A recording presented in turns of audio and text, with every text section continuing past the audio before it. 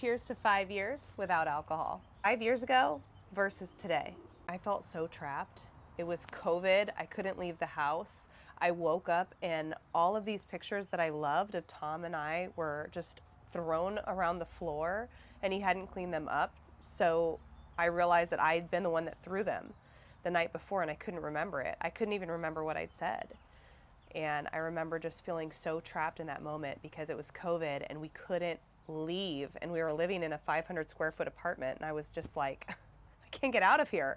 I can't control this.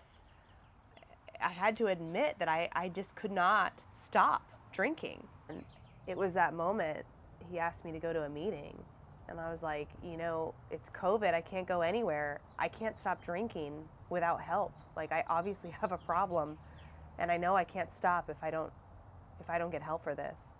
And our business had just totally tanked. Like nobody was dating in April of 2020.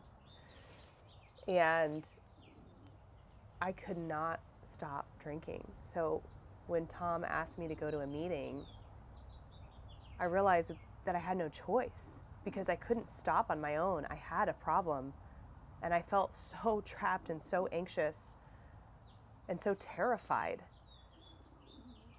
that I had to just admit defeat.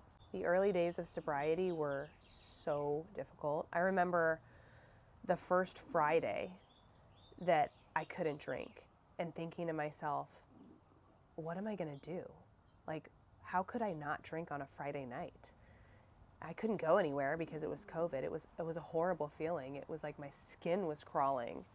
First few months were tough. I went to a meeting every day for 90 days. I met new people that were like me. I let go of some friendships, but things slowly started to shift, especially after that 90 days. Now, it's crazy to look back 5 years ago and see where I was then and where I am now. We were living in that tiny apartment in San Francisco. Now we have a beautiful property and a new home. We had 2 beautiful boys since then. We have 2 bulldogs now. We had none of that before. I was on the verge of losing my business and losing my partner and losing my home. I was seconds away from being homeless and having no one and nothing. And 5 years later, I've got all of these beautiful things in my life, a beautiful business. We got married, we have babies, we have dogs, we have a home. Life is so much better. I think, the recovery process is long and it definitely doesn't happen overnight, but it's beautiful. And one thing that I have really been working on this last year, I finally went through the steps with my sponsor, and it really showed me that the problem that I had that made me drink was I allowed people to treat me poorly. And for whatever reason I believed that I deserved it, it was also why I drank. And peeling back the onion and the layers through this process of recovery is so powerful because I realized that my role in that was allowing bad things to happen to me, allowing people to treat me poorly.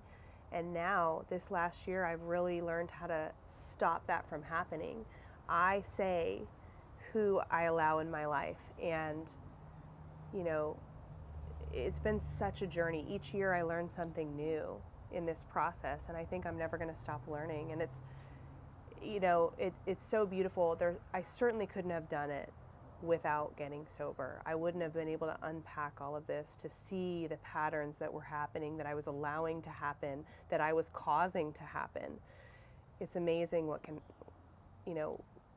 what recovery can bring into your life. If you're questioning your relationship with alcohol, just know that there's hope and an incredible life on the other side.